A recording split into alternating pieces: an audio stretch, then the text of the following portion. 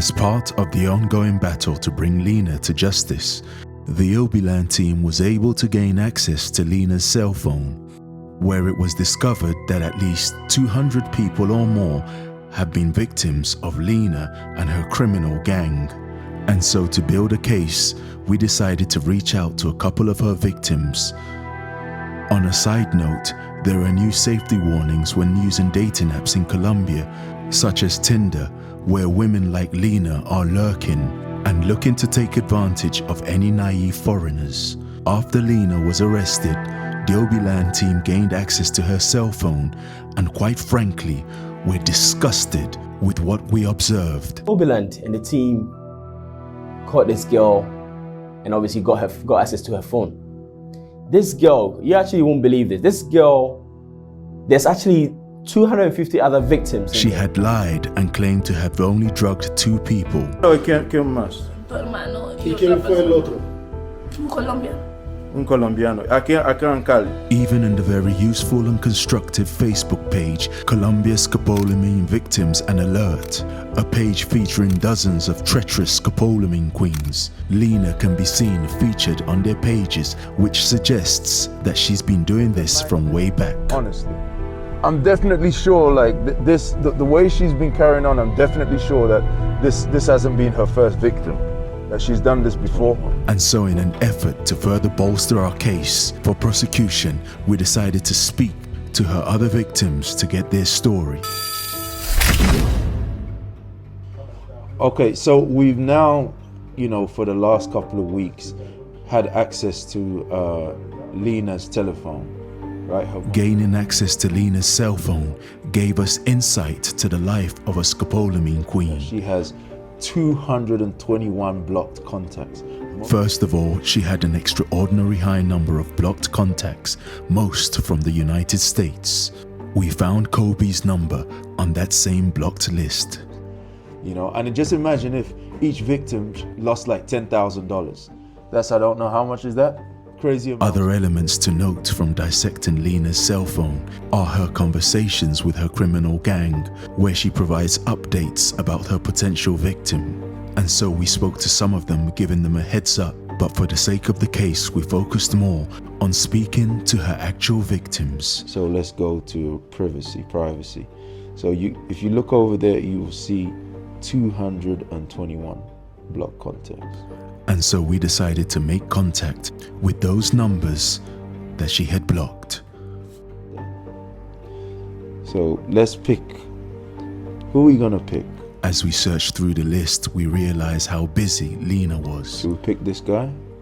Let's see. Let's pick him. And so we start unblocking contacts. The idea of this video and for documenting it is strictly to spread awareness. The stories you're about to hear from the victims, whatever your thoughts, provide insight and help disrupt this type of crime in Colombia. The more people are aware, the less effective these criminals will be at drugging tourists. Okay. No, we're gonna have a conversation. And so we reach out to the victims using Lina's cell phone. Many are surprised, thinking it's a prank message because this is a woman who has left them with bad memories. But then we send them her identification documents and now they take us very seriously. She claims she's only done this to two people. There are 221 blocked contacts, and I'm of the view that those 221 blocked contacts are people that she's drugged and robbed from, victims, right? Wow. Okay, and then your name comes up on her telephone. It says, now we caught her in Cali, Colombia. Wow. I don't know, were you ever in Cali, Colombia at any time?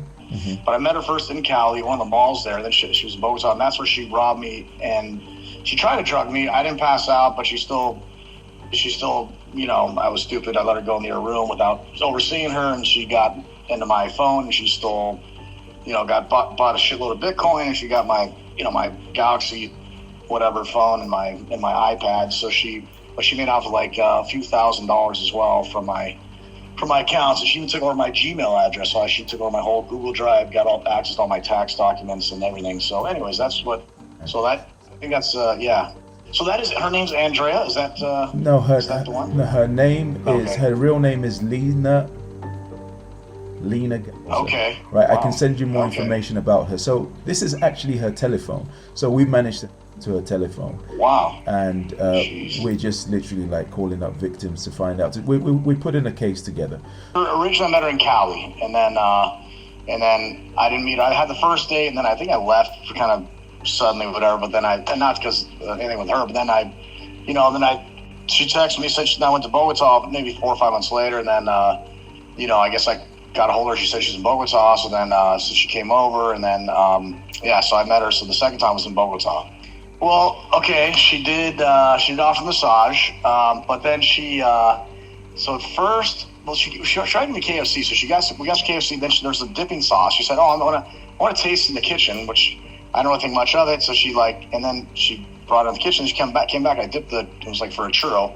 It tasted really weird, so I stopped eating it. And then so luckily I stopped eating. But then stupidly later, so she insisted on a massage, and then she said, and it was just like I was hoping to, of course, as you can imagine, but it seemed like nothing's going to happen. I said, let's just call it a night. Thanks, but this is not really. Then she all of a sudden, oh, no, hold on, let me, I'll give you, and then I said, oh, okay. Well, then, so then they said, well, lay down. So I laid down. Then she said, well, I'm kind of embarrassed, put a blanket over your eyes. And then like a complete idiot, I did that. And then she took my phone at that point. And then somehow, I guess she got into the phone. I guess I left it on or something. So she got into my Bank of America account, my PayPal, and she took, like a couple thousand. And then she took over my whole Gmail, everything.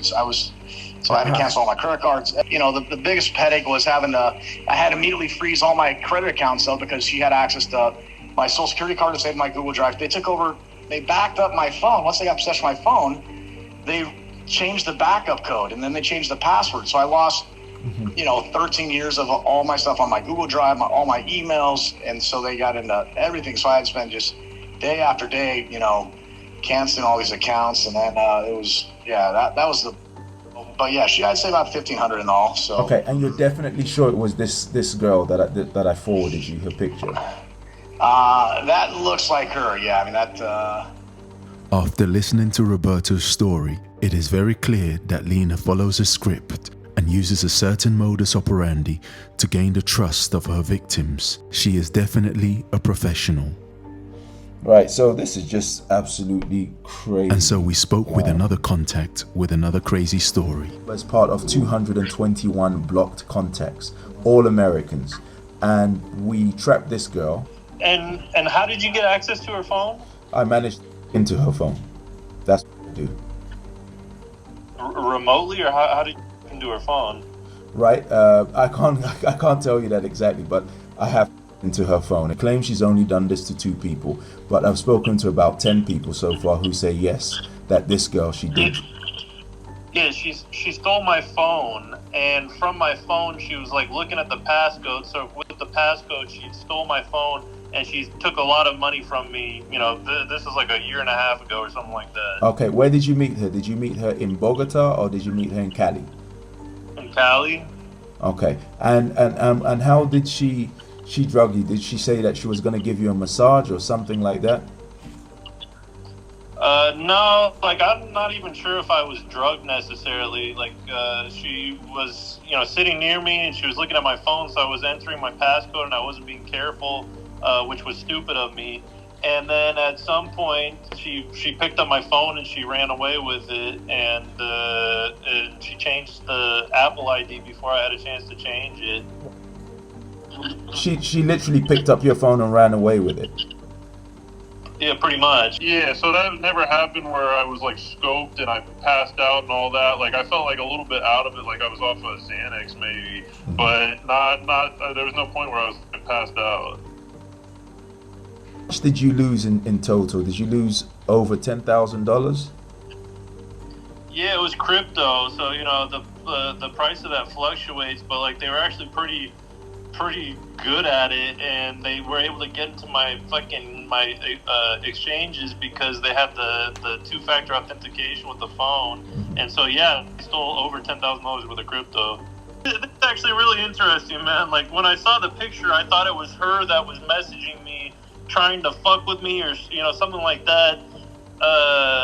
I wasn't really too sure what was going on. But you found her identity? Yes, I know exactly who she is. If you want, I can send you her personal, her ID and everything, with her real name and all of that stuff. If you want, after this call, yes, please. I'll forward it to you. Yes, please do. But how did you ascertain that?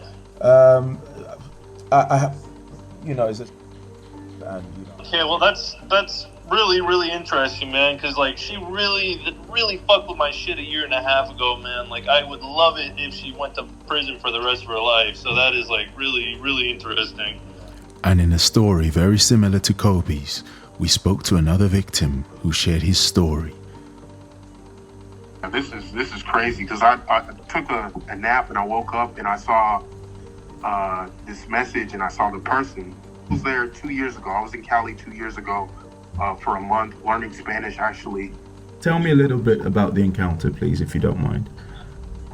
Okay, so this was, like I said, 2 years ago. I was in Cali for about a month learning Spanish, learning the culture and everything like that. And I was on Tinder, and there was a couple of, I guess, girls or whatnot that I was messaging, just trying to find out, like, I landed on a Friday, and we were exchanging texts all the way through, and I invited her to go to eat. It was in Granada, I believe, in Cali, down there. And first off, I guess she sent me a restaurant, but she sent me the directions. I didn't know it was the same restaurant that we went to eventually in Granada, but it was on an outer location.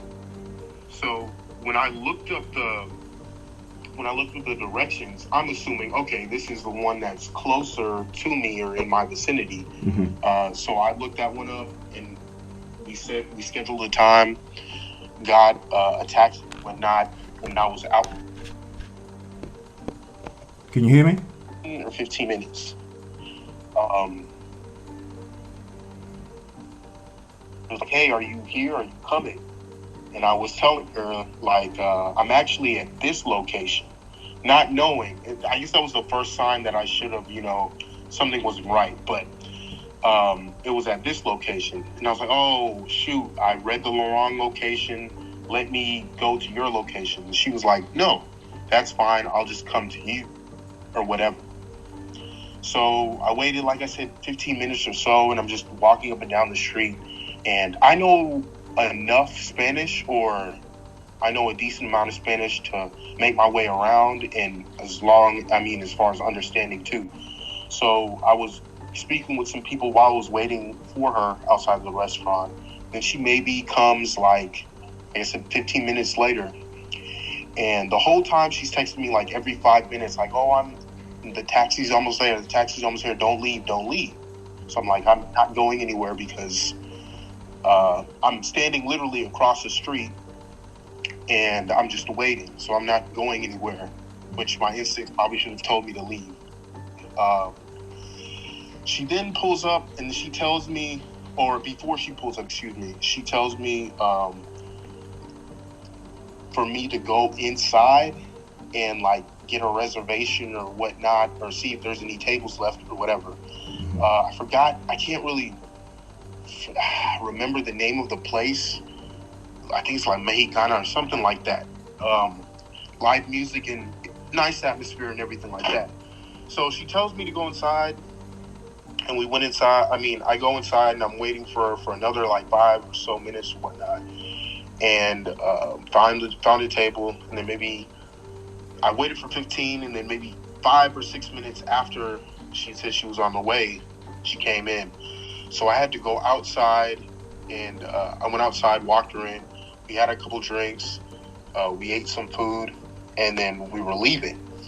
So when we were leaving, she said she knew, like, I guess another, like, a bar spot, whatnot, that we can go to, and it's within walking distance. And it wasn't too far from the place I was and everything like that I was staying at. I think I was staying in La Flora. And so we went to this other place, and it was the same thing. Like, bought a couple drinks, we were dancing, this, that, and the other. Let me backtrack, actually. When we went to the restaurant we were just talking, told me, I remember her telling me, she said, you're the first guy, what was she saying? She said, that I was the first black or whatever she's ever been on a date with. And I'm like, huh? Yeah, and I'm like, huh? She was like, yeah, like, the other guys, I guess, were European or whatever descent, and she was like, yeah, you're the first black guy. I'm like, I thought it was strange, but I'm like, okay. I just brushed it off or whatever, and we just continued talking, whatever. Fast forward, we get to the bar, and it's just normal, buying drink. I bought a drink or so for her, so for myself, and we were just dancing, having a good time or whatnot. And I didn't feel anything there. I know I wasn't feeling anything there, but I was like, it's time for me to go. So she was like, well, there's another store over here. Do you want to continue drinking? And I'm like, no, I just want to leave. So I was already planning on getting her an Uber or whatever to go back to her place and me go my separate way. But she was like, she was insisting on, I can come over. So I'm like, whatever. So we go to this little store before we go back to my Airbnb. We go to this little store and she gets 2 beers, or she orders 2 beers or whatnot. And then we go, I didn't have a gate man or a doorman at my place or whatnot. We go take her upstairs, and the first thing I do is like I sit on the couch, and she goes right into the kitchen, and she opens the beers, and I'm like, no, I'm done drinking. I really don't want to drink. But that's the first thing she does. She gets up. As soon as I go and sit down, she goes right into the kitchen and she starts opening up the beers. And then from there, like I said, I know my instinct should have told me, or my instinct was telling me that was number 2. Like, something doesn't seem right, because she just came straight over there and just started opening and this, that, and the other. I at that point, I was like, man, I saw things about the Scopolamine and other things like that. And I was like, a piece of me was saying to myself, like, I think she's like going to drug you. It was just crazy. But I just kept on talking to her, blah, blah, blah, or whatnot. Like, instead of seeing her from the couch where I was sitting at to open them, I should have gotten up and saw what she was doing, or told her to brought it over to the table so I could see everything clearly. But me, not gonna lie, being a little bit impaired, but I was coherent. I was like, I don't think it's that bad. So when she's bringing the bottles over to the table, she brought them over, she put them down, and we toasted. And literally, after we toasted, I took a sip. It wasn't even that much like a downing or anything like that, like a full gulp. It was like a little sip. And she took her little sip, and that was it. The TV was on, so we were watching TV for like maybe 3 minutes or so. Maybe 3 minutes. And then she asked me, in Spanish, if I wanted a massage. So I'm like, yeah. She asked me if I wanted a massage, and I'm like, yeah, sure, go ahead. By this point, it didn't hit me yet, but I guess like it might have, because I was just like in a trance, like, yeah, okay, I'll take massage or whatnot. And I was like, yeah, sure. So we went over to the side of the bed, and I had my shirt on at first, and I was laying on my stomach.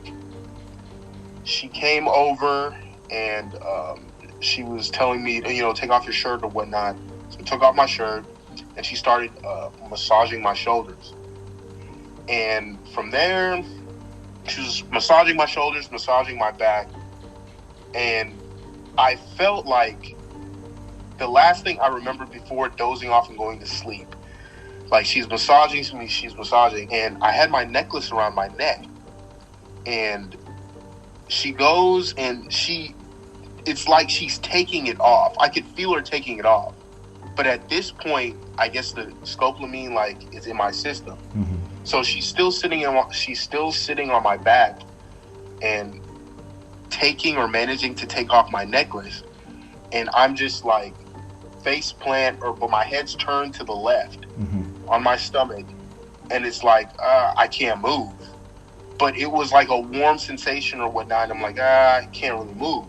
And then it goes from that and her taking it off. Like, that's the last thing. Like, once she got it off, like, around my neck, or took it off, like, unlatched it, that's when I think it fully kicked in. And I was just out. So the next morning or a couple hours later or whatnot, I wake up. And, like, my head's not spinning or anything. I just wake up immediately, like, oh, shit, like, excuse my language. Like, oh, man, like, I just been robbed. Like, I started touching my pockets. And usually when I travel, I take 2 phones with me. And luckily, one of my phones, the other phone, I had already buried in one of my, like, drawers that were there. So, because I couldn't get the lock on the thing that was there to work. So I just buried one of my phones in there. But when I woke up, one of my earrings were gone. My necklace was gone. All my cards and information. And my other phone was gone. So then they took what she did was she took the $2,500 and I don't know, somehow like put it on my credit card or something like that, and then withdrew that. So I was a negative like $2,500 or something like that on my credit card, and I only had a $2,000 limit at that time. If you want to find out what happened and to understand the full complete story, click the link below in the description. Not all our videos are monetized by YouTube, and so if you like what we're doing, please donate to Obilaand via PayPal, Cash App, or buy me a coffee. The link is in the description. At the least, please subscribe and don't forget to share this video to save lives.